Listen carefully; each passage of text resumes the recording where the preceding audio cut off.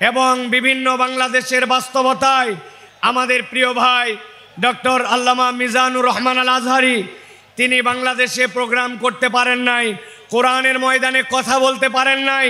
আজকে এই ময়দানের মাধ্যম দিয়ে ভাই আবার আমাদের সামনে কোরআনের তাফসীর পেশ করবেন।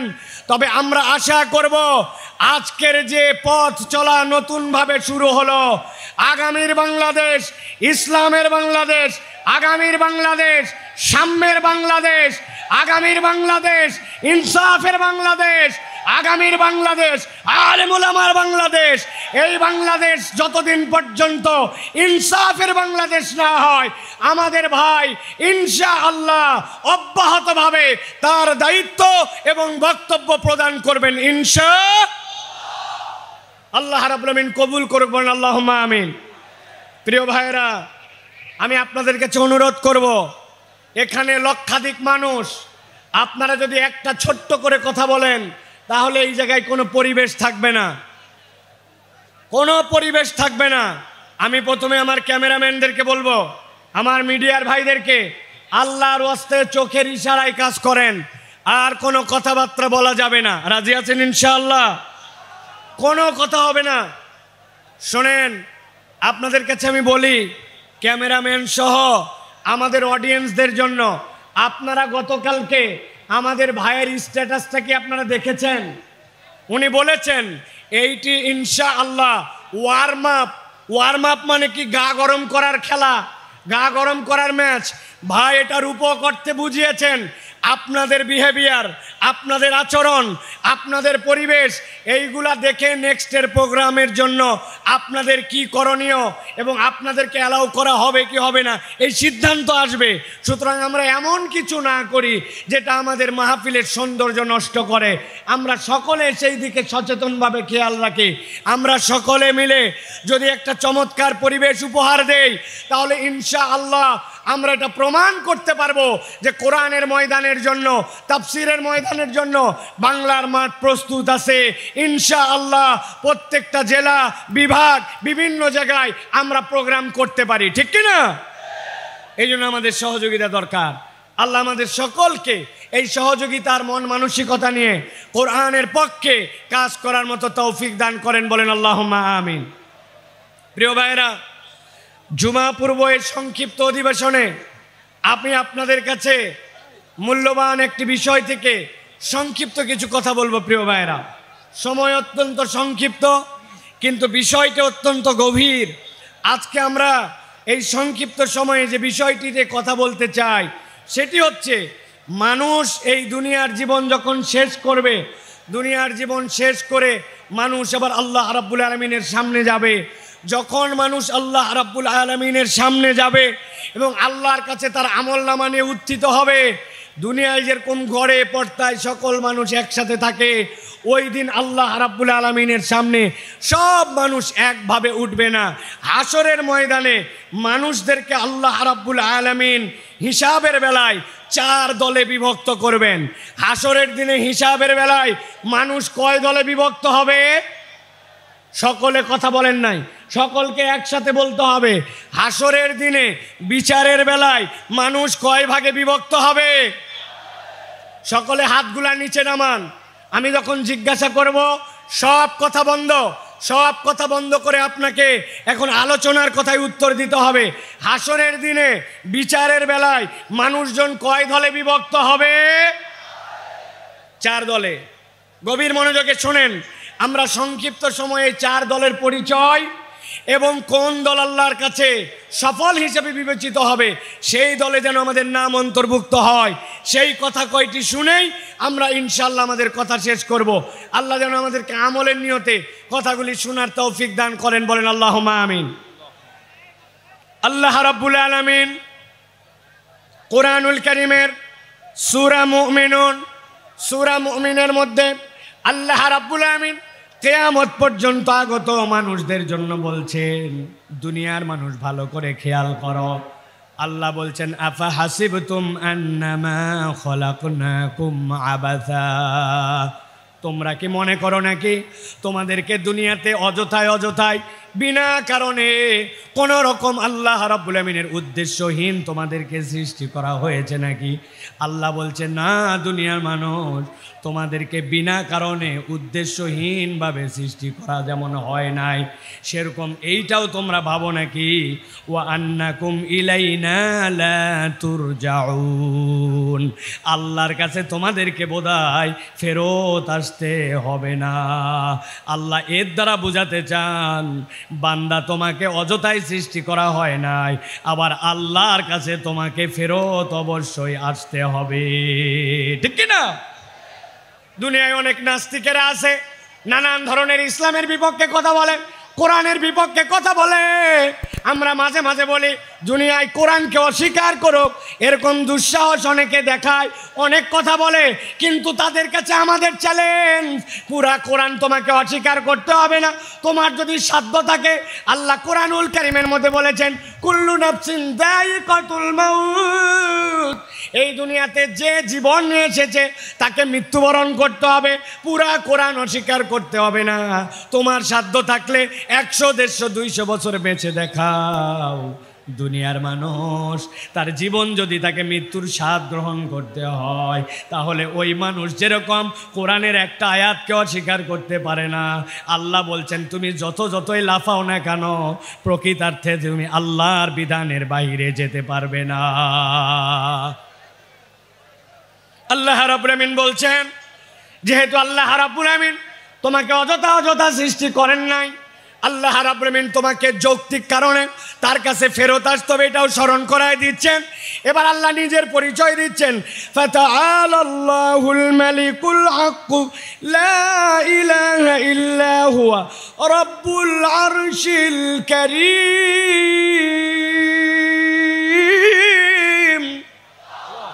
আল্লাহ রাব্বুল আমিন বলছেন তিনি সেই মহান রব যিনি আরশের অধিপতি, যার থেকে বড় মর্যাদার আর কেউ নাই। আল্লাহ নিজে বলছেন সেই আরশের অধিপতি। তোমাদেরকে বুঝাতে চান তোমাদেরকে অযথাই সৃষ্টি করা হয় নাই, আর আল্লাহর কাছে তোমাকে ফেরত আসতে হবে। এই জন্য আল্লাহ বলছেন ওয়া মাইয়াদউ মা'আল্লাহি ইলাহান আখার, তোমাদের মধ্যে থেকে আল্লাহকে যে ইলাহ ছাড়া, আল্লাহ ছাড়া অন্য কাউকে ডাকো তোমরা, অনেক সময় আল্লাহ ছাড়া অন্যের কাছে সাহায্য চাও, আল্লাহ ছাড়া কেউ ভালো মন্দ করতে পারে এরকম বিশ্বাস করো।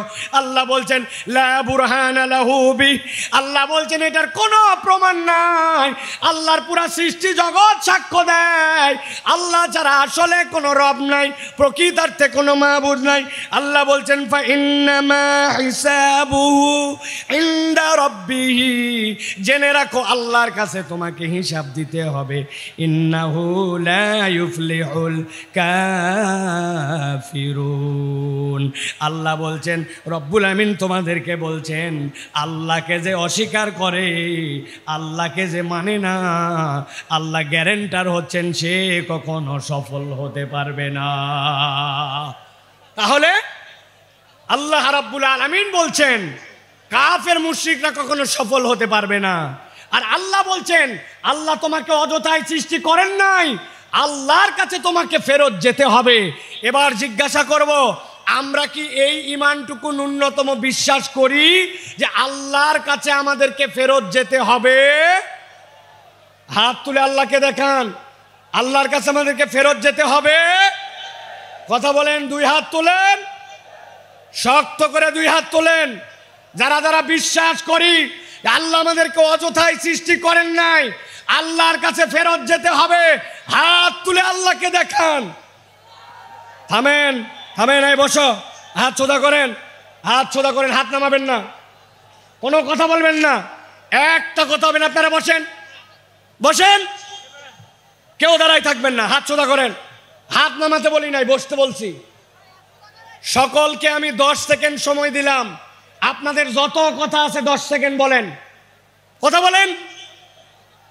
এই ডানে বামে কথা বলেন, এই সামনে কথা বলেন, 10 সেকেন্ড। কথা শেষ, আপনাদের কথা শেষ। হাত সোজা করেন, শক্ত করে হাত সোজা করেন। এবার আল্লাহর নামে একটা রণহুঙ্কারের তাকবীর দিব। এই তাকবীরের পর আর একটা শব্দ হবে না। রাজি আছেন আপনারা? পেকুয়ার ময়দানে আজকে যত তাকবীর দিয়েছেন এই তাকবীরটা সবচেয়ে বলিষ্ঠ কণ্ঠে আল্লাহর জন্য দিতে হবে। রাজি আছেন? যারা আছেন তারা হাত শক্ত করে তোলেন, শক্ত করে তোলেন। সোজা হয়েছে? এবার হাতটা বুক বরাবর না, নেই বরাবর, বুক বরাবর নিছেন সবাই। এবার আমি লিল্লাহে তাকবীর বললে হাত দুটো উপর দিকে ছুঁড়ে দিয়ে আল্লাহু আকবার বলতে হবে। পারবেন সবাই? পারবেন সবাই? রেডি সবাই? এরপরে আর কোনো কথা হবে? হবে? কাতার নিয়ে বসেন, ডানে যারা আছেন বসেন, জুমার নামাজ হবে এক্ষণে। কাতার নিয়ে বসেন সকলে। সকলে রেডি আছেন? আর কোনো কথা হবে? রেডি তাহলে সকলে। এটা প্রমাণ দিতে হবে। আমি লিল্লাহে তাকবীর বললে আকাশের দিকে হাত ছুঁড়ে দিয়ে আল্লাহু আকবার বলবেন। পারবেন ইনশাআল্লাহ? দেখে একটা তাকবীর দেন। লিল্লাহে তাকবীর, লিল্লাহে তাকবীর। আল কোরআনের আলো, আল হাদিসের আলো,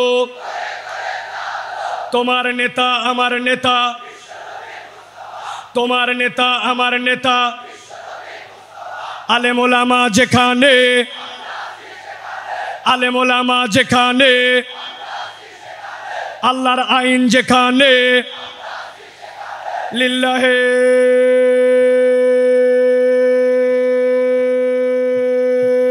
হাশরের ময়দানে মানুষ মূলত আল্লাহর কাছে চার ভাবে তার আমল নামা নিয়ে উত্থিত হবে। কয়ভাবে? চার ভাবে। এক নম্বর, আল্লাহ বলছেন একদল লোক বিনা হিসাবে জান্নাতে যাবে। সুবহানাল্লাহ বলেন, বিসমিল্লাহ বলেন। আরেক দল লোক হিসাব হবে, কিন্তু হিসাবটা আল্লাহ সহজ করে দিবেন, জান্নাতে যাবে। আরেক দল লোক হিসাব হবে, কিন্তু হিসাবটা এমন কঠিন হবে ওই ব্যক্তিরা আল্লাহ রাব্বুল আলামিনের কাছ থেকে নিষ্কৃতি পাবে না। এই চার দলের মধ্যে সবচেয়ে সহজ দল হবে তারা, যেই মানুষগুলা আল্লাহ রাব্বুল আলামিনের কাছে গুনাহ থাকবে, অপরাধ থাকবে, কিন্তু আল্লাহ রাব্বুল আলামিন তাদেরকে ক্ষমা করে দিয়া বিনা হিসাবে জান্নাতে পাঠাবেন। আমরা বিনা হিসাবে জান্নাতে হতে চাই কিনা? চাই কিনা? ভালো করে খেয়াল করেন। আল্লাহ রাব্বুল আলামিন বলছেন একদল লোক আল্লাহ রাব্বুল আলামিনের সামনে গুনাহ খাতা থাকবে, কিন্তু আল্লাহর কাছে আসার আগেই ওই মানুষগুলো আল্লাহর কাছে তওবা করেছে। আমার নবী বলছেন কেমন তওবা করছে জানো নাকি? আল্লাহ নবী বলছেন আত-তাইয়িবু মিনাজ-যামবি কামাল্লা যামবালা, এমন ভাবে তওবা করছে ওই বান্দাটার যেন গুনাহ ছিল না। আল্লাহ রাব্বুল আমিন বলছেন সূরা ফুরকানের মধ্যে, আল্লাহ বলছেন যেই বান্দাটা তওবা করবে, তওবা করার পরে ওই বান্দাটা আল্লাহ রাব্বুল আমিনের কাছে ক্ষমা চাবে, আল্লাহ রাব্বুল আমিনের কাছে যে ক্ষমা চাইবে সেইটা শর্ত মতো তার জন্য হওয়া লাগবে। আল্লাহ কোরআনে বলছেন ইল্লা মান তাবা ওয়া আমানা ওয়া আমিলা আমালান সালিহা ফাউলাইকা ইউবাদদিলুল্লাহু সাইয়্যাতিহিম হাসানাত। আমার আল্লাহ রাব্বুল আমিন বলছেন তাদের মধ্যে থেকে যারা তওবা করে, আর তওবা করার পরে ঈমানের সাথে তওবা করেছে, তওবা করে বসে থাকে নাই, ওয়া আমিলা আমালান সালিহা, এরপরে বান্দা নেক কাজ করেছে, আর বান্দা ঈমানের সাথে যখন নেক কাজ করে আল্লাহ বলছেন রব তার তওবাকে এমন পছন্দ করেন। আল্লাহ বলছেন ফাউলাইকা ইউবাদদিলুল্লাহু সাইয়্যাতিহিম হাসানাত, আল্লাহ তাদের যাবতীয় গুনাহ খাতা যা ছিল সবগুলাকে নেক দিয়ে পরিবর্তন করায় দিবেন। ওয়া কানাল্লাহু গফুরুর রহিমা, আল্লাহ বলছেন নিশ্চয় আল্লাহ রাব্বুল আমিন বান্দাদের জন্য গফুর, ক্ষমাশীল, বান্দাদের জন্য দয়াদ্র। এত বড় মাহফিল আসলাম আর হই হই করলাম, জোরে জোরে স্লোগান দিলাম আর চলে গেলাম, কোনো লাভ হবে না আমাদের জন্য। ভালো করে বোঝেন, আল্লাহ রাব্বুল আমিন বলছেন আজকের ময়দানে আপনি আসছেন, আল্লাহর কাছে আপনি শপথ নেন রব্বুল আমিন আমার গুনাহ আছে, আমার অপরাধ আছে, আমার ভুল আছে, কিন্তু আমি আজকে তওবা করতেছি রব, তুমি আমার একমাত্র ইলাহ হিসাবে সাক্ষ্য দেওয়ার পরে আমার ভুল থেকে আমি সরে আসতে চাই। বান্দা যদি একবার আল্লাহকে ইলাহ হিসাবে গ্রহণ করে আর গ্রহণ করার পরে আল্লাহর কাছে তওবা করে রব্বুল আমিন বান্দাকে মাফ করে দিবে। মুফাসসিররা ব্যাখ্যা করেছেন, ওয়াল্লাযীনা ইউওয়াহ্হিদুনাল্লাহ ওয়া লা ইয়াদউনা ওয়া লা ইয়াবুদুনা ইলাহান গায়রাহ। আল্লাহর কাছে ঈমান আনার মানে কি? আল্লাহর তাওহীদে আপনাকে অটল হতে হবে। আল্লাহ রাব্বুল আমিন ছাড়া কারো সাথে ইবাদত করা যাবে না এবং আল্লাহ ছাড়া কাউকে ডাকা যাবে। বান্দা যদি এইটা করে, আল্লাহ বলছেন বান্দা তোমার গুনাহ যত হোক আমি রব্বুল আমিন তোমাকে প্রকৃত তওবাকারী হিসাবে কবুল করে নিয়া আমি তোমাকে মাফ করে দিব। তবে একটা শর্ত আছে, বান্দার হক নষ্ট করা যাবে না, ঠিক কি না? আপনি দেশের টাকা বিদেশে পাচার করে দিবেন, আপনি দেশের হরিলুট করে ফেলবেন, রাস্তাঘাট খেয়ে ফেলবেন, আপনি দেশের বিভিন্ন জায়গায় জালিয়াতি করবেন, যেই প্রজেক্ট অল্প টাকায় হয় ওইটা 10 গুণ 20 গুণ বাড়াবেন, এরপরে শেষ বয়সে এসে আল্লাহর কাছে তওবা করবেন, মাপ পাওয়ার কোনো সুযোগ নাই। মনে করছেন দেশের থেকে হয়তো বেরিয়ে গেছি, পালায় গেছি আর মাপ পেয়ে গেছি, এত সোজা নয়। আমি আপনাদের কাছে জিজ্ঞাসা করতে চাই, আমেরিকা কি আল্লাহর দুনিয়ার ভিতরে না বাহিরে? কথা বললেন না। আমেরিকা আল্লাহর দুনিয়ার ভিতরে না বাহিরে? কানাডা কি আল্লাহর দুনিয়ার ভেতরে না বাহিরে? ফ্রান্স কি আল্লাহর দুনিয়ার ভেতরে না বাহিরে? আমাদের পাশের দেশটা কি আল্লাহর দুনিয়ার ভেতরে না বাহিরে? বললেন না যে আল্লাহর দুনিয়ার ভেতরে না বাহিরে? আপনি কেমনে ভাবলেন আশপাশে পালায় যে আমি চির মুক্তি পেয়ে গেলাম? আমি আমার ভাষায় বলি, ফুটবল খেলা মাঝে মাঝে শুরু হয়, সেন্টার থেকে বল নিয়ে খেলতে খেলতে এপা ওপা করে ডিয়ের মধ্যে যায়, ডিয়ের মধ্যে থেকে এরপরে গোল দিকে কিক করে। আপনার কেবলমাত্র দৌড়ানি শুরু হয়েছে, এখনো বহুত দৌড়ানি বাকি আছে। আল্লাহর ধরা সবচেয়ে বড় ধরা। আল্লাহ ধরে না কিন্তু ধরলে আল্লাহ ছাড়ে না, ঠিক কিনা? এই জন্য প্রিয় ভাইয়েরা, আমাদেরকে স্লোগান দিও না এখন ভাই, কথা শোনেন প্রিয় ভাইয়েরা। এই কথা বলার উদ্দেশ্য, আল্লাহর কাছে ক্ষমা নিয়ে আমাদেরকে বিনা হিসাবে জান্নাতি হওয়ার জন্য চেষ্টা করতে হবে। এটা একটা দল কয়টা বলছি? 4টা। চলেন এবার 2 নম্বর দল। কয় মিনিট আছে আমাকে লিখে দিবেন, বসেন আপনি। 2 নম্বরে কথাগুলো মনোযোগ দিয়ে শোনেন। আল্লাহ রাব্বুল আমিন বলছেন, একদল লোকের কোনো হিসাবই হবে না, বিনা হিসাবে জাহান্নামে ঢুকায় দেওয়া হবে। নাউজুবিল্লাহ বলেন। আল্লাহ কোরআনে বলছেন সূরা বাকারা 217 নম্বর আয়াতের মধ্যে, ওয়া মাইয়ারতাদিদ মিনকুম আন দীনিহি ফায়ামুত ওয়া হুয়া কাফির ফাউলাইকা হাবিতাত আ'মালুহুম ফিদ দুনিয়া والآخرة وأولئك أصحاب النار هم فيها خالدون। আল্লাহ বলছেন একদল লোক অতি পণ্ডিত হয়ে যায়, আল্লাহর দিনের উপরেই ছিল, কিন্তু এমন বুঝ আনছে, বুঝ এনে মুরতাদ হয়ে গেছে, আল্লাহর দিন থেকে সরে গেছে। সে অনেক সময় বুঝে মুরতাদ হয়, অনেক সময় না বুঝেও মুরতাদ হয়। আমাদের দেশে না বোঝা একদল মুরতাদ আছে, এদের ঈমান বোঝানো আমাদের জন্য জরুরি।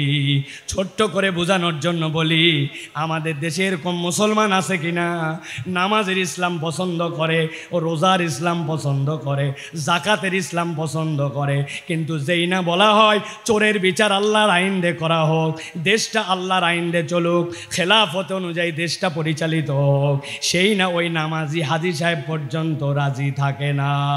এরকম মুসলমান আছে কিনা? উল্টা আমাদেরকে বলে, সাইফুল্লাহ ভাইকে তো কোনো দলের লোক মনে করতাম না, কিন্তু উনিও তো দেখি দলের কথা বলে। আল্লাহর দ্বীনের পক্ষে কথা বললে, আল্লাহর আইনের পক্ষে কথা বললে দল খুঁজে নামে পরিচয় দেয়, আসলে এইগুলা মুনাফেক মার্কা মুসলমান।